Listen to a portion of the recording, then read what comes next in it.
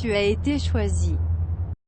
So, the Georgia Guidestones. I'm sure you've heard of the news of its recent destruction that has led to countless memes. In this tribute video, I just want to ensure that you have seen some of the recorded data of the events that have ultimately led to its complete obliteration. I have both known and abhorred the Guidestones since I had watched Alex Jones' documentary Endgame: Blueprint for Global Enslavement so many years ago. So its destruction today does carry some significant symbolic meaning to myself. I'm trying to avoid celebrating too early. There are a number of possibilities that could explain what's going on with this demolition. Some articles have referred to the Guidestones as the 10 Commandments of the NWO. It would not be a necessarily false portrayal of the facts. I might be more inclined to call them the agnostic 10 Commandments, maybe. The monument was erected March 22nd, 1980, after a granite company was hired by an individual who went by some pen name called R.C. Christian. Noted that on September 25th, 2014, a cube was removed from the top of the Guidestones. Once it was taken out, we were able to see what was inscribed on it. On four sides were numbers 8, 14, 16, and 20, the letters MM, which is believed to mean Master Mason, and JAM, which stands for Judgment Against Mankind. Given that this was a timed event, I do then have to wonder if its demolition was also a timed event, accomplished by the individuals who erected the structure in the first place. Alternatively, it could have been demolished by secret white hat operatives with financial resource to plant explosives. It could have been taken out with directed energy. Remember the photographed DEW beams? The unusual leveling where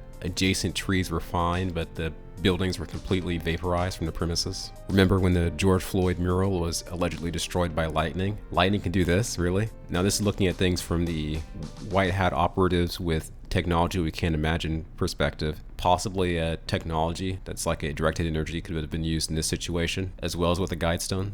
Here's the explosion itself as captured from one of the security cameras with fisheye lens for whatever reason.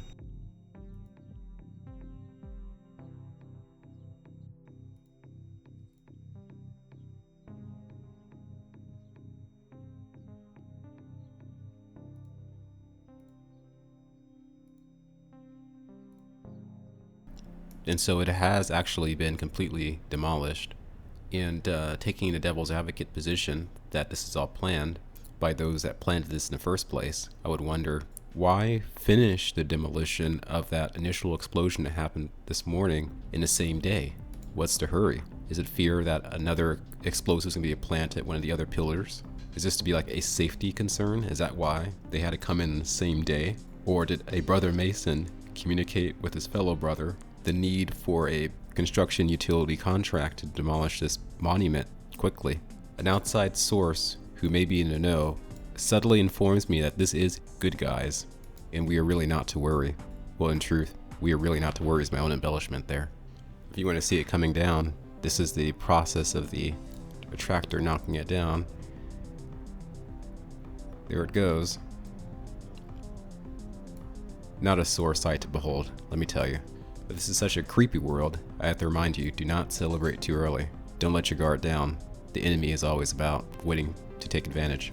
We no longer need a pseudo 10 Commandments to be the Stonehenge of America. We have the real 10 Commandments in the Holy Bible. Let that be our monument. We know the dark promise.